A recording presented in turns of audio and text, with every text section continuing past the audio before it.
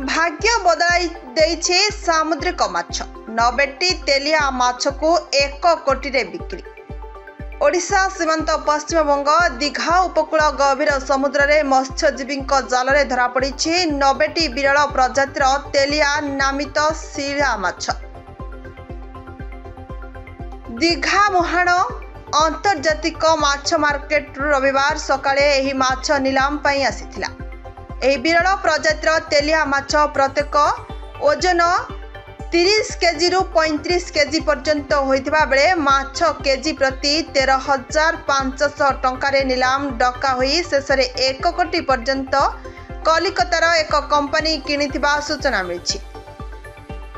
सूचना अनुसार एही माछर ब्लाडर रे दामी औषध और एक प्रकार सूता बाहरुथिबारु मनीष ऑपरेशन रे व्यवहृत हेउथिबा दृष्टिरु विदेश रे यार यथेष्ट चाहिदा रहिछि। माछर मेल और फीमेल देखि एवं अधिक ओजन अनुसार माछर मूल्य निर्धारण करा जाय थाए बोली मत्स्य व्यापारी माने प्रकाश करिसंती। एही माछ गुडी को देखिबा निमंते मत्स्यजीवी और पर्यटकक भिड़ लागिथिला। माछ बिक्री को नहीं उक्त ट्रलर मालिक और तांको मत्स्यजीवी माने खुशी व्यक्त करिसंती।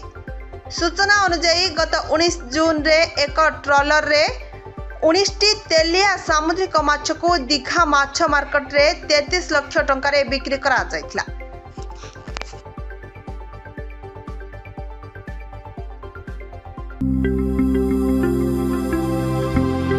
लेटेस्ट न्यूज अपडेट पाई www.nowodisha.com को लॉगिन करंतु।